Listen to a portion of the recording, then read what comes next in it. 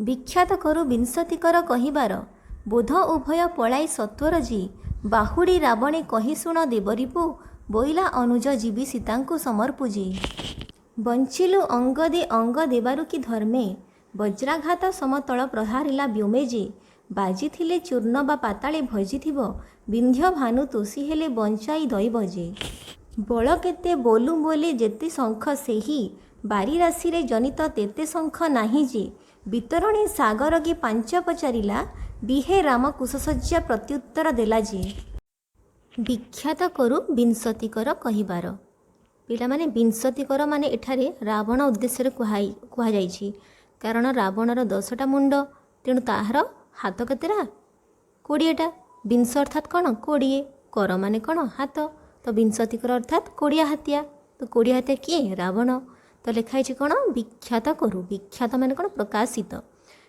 विख्यात बा प्रकाशित करु विंशतिकर माने रावणर कथा बा कहिबार बोध उभय पलाई सत्वर जे बोध माने बोध हुए उभय माने कि सुख एवं सारण पलाई माने पलाई सत्वर सत्वर माने कौन शीघ्र तो यार माने कौन जे विंशतिकर अर्थात 20 हाथिया रावण कहिबार कथाटाकू प्रकाशित करिबा उद्देश्य सुख एवं सारण बोधे भୟରେ पळैछंती बाहुड़ी रावणे कही शुण देवरिपु बोइला अनुज जीवी सीतांकु समर्पुजे बाहुड़ी बाहुड़ी माने फेरी जाए किए सुख एवं सारण फेरी जाइछंती का पाखु रावण पाखु तापरे कौन कहते से ताकू शुण देवरिपु देवरिपु देव माने देवता रिपु माने शत्रु तो देवरिपु माने कौन देवतांक शत्रु तो रावण को से संबोधन करछंती जे हे देवरिपु बोइला अनुज माने आपणक अनुज आपणकर सान भाई किए विभीषण से कहिला बोइला माने से कहिला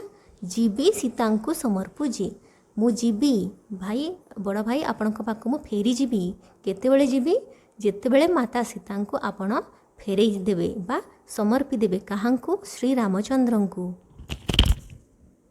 बंचिलु अंग दे अंग देबारु कि धर्मे वज्राघात समतल प्रहारिला व्योमेजे सुख एवं सारण कहउछंती काहाकु रावण को जाय कहउछंती बंचिलु अंग दे माने आमे अंगदर ठारू बंची गलु अंगद के बालीर पुत्र जहाँ को से संवाद देवाक जाइथिले रावणर कथा अनुसार तो से कहउछंती आमे अंगद ठारू बंची गलु अंग देबारु कि धर्मे तो अंग देबारु माने कौन अंग देबारु माने क्षत विक्षत हेबारु कि धर्मे माने कि धर्म करिथिलु जी वज्राघात समतल प्रहारिला व्योमेजी तो से वज्र जोगु आघात वज्राघात तो वज्र परि आघात माने वज्रघात सहित समान से गोटे प्रहार कला कोठी व्योमे माने आकाश रे प्रहार कला तो यार अर्थ कौन जे बंचिलु अंग दे अंग देबारु कि धर्मे आमे कि धर्म करिथिलु जे अंगद ठारू क्षताक्त हेबारु आमे बंची गलु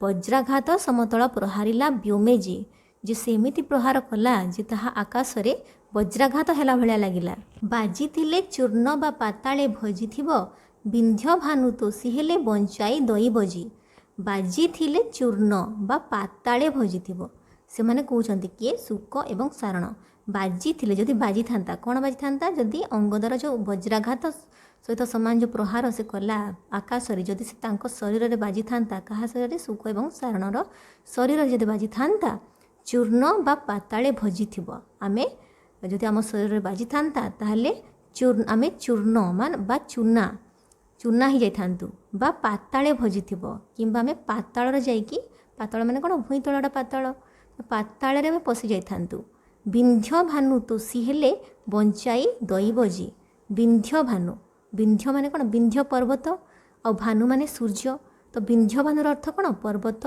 गह्वर रु जेतेबेले सूर्य उदय हुए बा सूर्यास्त हुए ताको विंध्य भानु कहा जायछि तो विंध्य भानु जेतेबेले पर्वत गह्वर सूर्य बाहरिले तोषी हेले माने कोन बाहरिले तो बंचाई दैबजी माने आमको सते जेमती आमको दैब बा ईश्वर आमको बंचाई देले तो यार कहिबार अर्थ कोन जे बाजिथिले चूर्ण बा पाताळे भजिथिब विंध्य भानु तोषी हेले बंचाई दैबजी आम देहरे जदि अंगदर प्रहार बाजी थांता ताहले आमे चूना ही जाई थांतु किंबा पाताळ रे पसि जाई थांतु हेले आमर भाग्य जे देवता सूर्य पर्वत विंध्य पर्वतर गह्वररू उदय हेले एवं आमको ईश्वर बंचेई देले।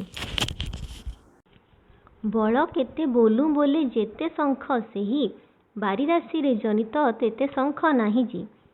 ଏଠି ଶୁକ ଏବଂ ସାରଣ ରାବଣ ସମ୍ମୁଖରେ ରାମଙ୍କ ବାନର ସେନାର କ'ଣ କରୁଛନ୍ତି? ପ୍ରଶଂସା ଗାନ କରୁଛନ୍ତି। ତାଙ୍କର ବଳ କେତେ ଆମେ କ'ଣ କହିବୁ କହୁଛନ୍ତି। ବଳ କେତେ ବୋଲୁ, ସେ ଯେଉଁ ସୈନ୍ୟବାହିନୀ, ସେ ଯେଉଁ ବାନର ସେନାର ବଳ କ'ଣ ଆମେ କ'ଣ ବ୍ୟାଖ୍ୟାନ କ'ଣ କରିବୁ।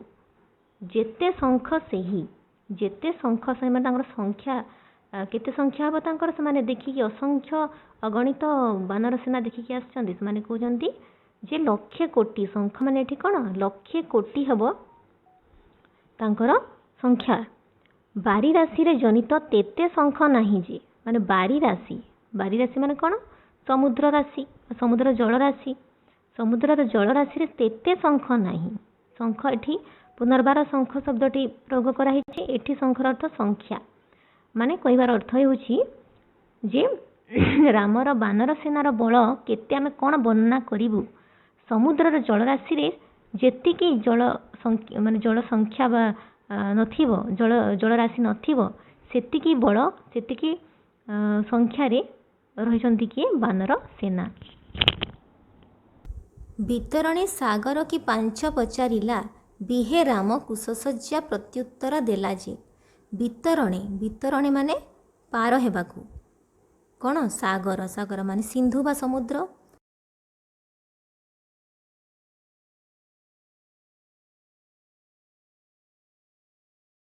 କ'ଣ ଉପାୟ ପାଞ୍ଚିଛନ୍ତି ସମୁଦ୍ରକୁ ପାରି ହେବାକୁ। ତ ଉତ୍ତରରେ, ପ୍ରତ୍ୟୁତ୍ତରରେ କିଏ କହୁଛନ୍ତି? ଶୁକ ଏବଂ ସାରଣ କହୁଛନ୍ତି ବିହେ ରାମ କୁଶସଜ୍ଜା ପ୍ରତ୍ୟୁତ୍ତର ଦେଲା ଯେ। ମାନେ ଶୁକ ସାରଣ କହୁଛନ୍ତି ଯେ ସମୁଦ୍ରକୁ ପାରି ହେବାକୁ ଉପାୟ କରିବାକୁ ଯାଇ ରାମ କ'ଣ କରିଛନ୍ତି? କୁଶସଜ୍ଜାରେ ଶୟନ କରିଛନ୍ତି, ସମୁଦ୍ର ଦେବତା ବା ଜଳ ଦେବତାଙ୍କୁ ପ୍ରସନ୍ନ ବା ସନ୍ତୁଷ୍ଟ କରିବାକୁ। ସେ ଯେଉଁ ଉପାୟ ବତାଇବେ ସେହି ଉପାୟ ଅବଲମ୍ବନ କରିକି ସେମାନେ ସମୁଦ୍ରକୁ ପାରି ହେବେ ବୋଲି। ବିରସକୁ ମନ୍ଦ କରି ମନ୍ଦ ହାସ୍ୟ ଜନ୍ମେ, ବୋଲେ କି କରିବ ଏଡ଼େ ହୀନ ପରାକ୍ରମେ ଯେ। ବିରସକୁ ମନ୍ଦ କରି ଅର୍ଥାତ୍ ହେଉଛି ଦୁଃଖକୁ ଲାଘବ କରି ବା କମ୍ କରି। ମନ୍ଦ ହାସ୍ୟ ମାନେ ଅଳ୍ପ ହସିବା। ରାବଣ ଏଠାରେ ତାର ଦୁଃଖକୁ ଅଳ୍ପ ଲାଘବ କରିକି ବା କମ୍ କରିକି ଅଳ୍ପ ହସ ଜନ୍ମେଇକି କହୁଛି, ବୋଲେ ମାନେ କହୁଛି କି କରିବ ଏଡ଼େ ହୀନ ପରାକ୍ରମେ ଯେ। ସେ ରାମଙ୍କୁ ଅଟହାସ୍ୟ କରି କହୁଛି ଯେ ରାମ ଗୋଟେ ସାଧାରଣ ମାନବ, ସେ କ'ଣ ବା କରିବ, ତାର ଏଡ଼େ ହୀନ ପରାକ୍ରମେ ଯେ। ହୀନ ପରାକ୍ରମେର ଅର୍ଥ ହେଉଛି କୂଟ ଚକ୍ରାନ୍ତ ବା ଚକ୍ରାନ୍ତରେ। ତ ରାବଣ ଚକ୍ରାନ୍ତରେ କହୁଛି ଯେ ରାମ ପରି ସାଧାରଣ ମାନବ ଆଉ କ'ଣ ବା କରିବ।